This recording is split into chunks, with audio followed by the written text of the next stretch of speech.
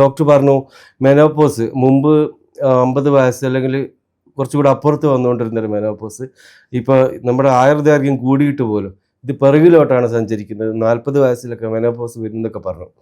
ഇങ്ങനെ ഒരു പ്രോബ്ലത്തെ അഡ്രസ്സ് ചെയ്യാൻ ആയുർവേദത്തിന് മുമ്പിൽ എന്തെങ്കിലും പരിഹാരങ്ങളുണ്ടോ?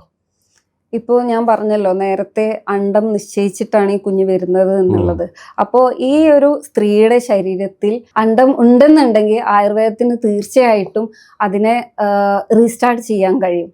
പക്ഷേ ഓരോരുത്തർ ഇപ്പോൾ ഇന്നത്തെ കാലഘട്ടത്തിൽ നമ്മൾ ജീവിക്കുന്ന ജീവിതശൈലിയും കാര്യങ്ങളും കൊണ്ട് ഒരുപാട് ബുദ്ധിമുട്ടുകൾ, ഈ ഓവറിയും സ്ട്രെസ്ഡ് ഔട്ടാണ്, യൂട്രസും സ്ട്രെസ്ഡ് ഔട്ടാണ്, എൻഡോമെട്രിയോസിസ്, അഡിനോമയോസിസ്, ഈ PCOS നമ്മൾ ഒരിക്കലും കല്യാണം കഴിക്കാത്ത ഒരാൾക്ക് മാത്രം വരുന്നതല്ല, കുഞ്ഞുങ്ങൾ ഉണ്ടാവാത്ത ഒരാൾക്ക് മാത്രം വരുന്നതല്ല, കുഞ്ഞുങ്ങൾ ഉണ്ടായ ശേഷവും PCOS വരുന്നു.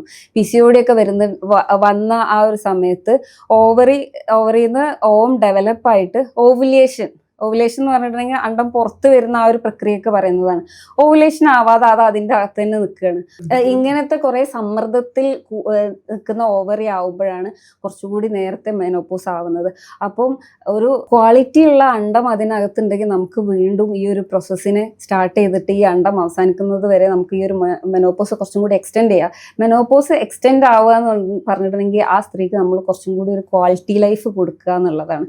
ചിലർ പെട്ടെന്ന് അഡാപ്റ്റ് ആവും, പക്ഷേ ചിലർക്ക് ഈ പറഞ്ഞ ഹോട്ട് ഫ്ലഷ്, പുകച്ചിൽ കാര്യങ്ങളൊക്കെ ഉണ്ടാകുമ്പോൾ അവർ ഒരുപാട് ബുദ്ധിമുട്ടും. ഇതിനൊരിക്കലും ചികിത്സ ഇല്ലാത്തൊരു സിറ്റുവേഷൻ ഇല്ല. നമ്മുടെ ആയുർവേദത്തിൽ കൃത്യമായിട്ട് മരുന്നുകളും പറഞ്ഞിട്ടുണ്ട്. ഈ ഒരു സിറ്റുവേഷനിലൂടെ കടന്നു പോകുന്നവർക്ക് ആ ഒരു ലോക്കലി കുറച്ച് ട്രീറ്റ്മെൻറ്റ് ഉണ്ട്. എവിടെയാണോ ചിലർക്ക് ആ ഒരു വെജൈന ഭാഗത്താവും പുകച്ചിൽ കൂടുതലായിട്ടുണ്ടാവുക, അപ്പോൾ ആ ഭാഗത്ത് ചെയ്യേണ്ട കുറച്ച് ട്രീറ്റ്മെൻറ്റും കാര്യങ്ങളൊക്കെ ഉണ്ട്. അപ്പോൾ ആ പുകച്ചിലിനും മാറ്റം വരും.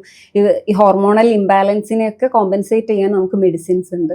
അപ്പോൾ അതിലൂടെ നമുക്ക് അവരുടെ ക്വാളിറ്റി ഓഫ് ലൈഫ് ഒന്നുകൂടി ഇമ്പ്രൂവ് ചെയ്യാൻ കഴിയും.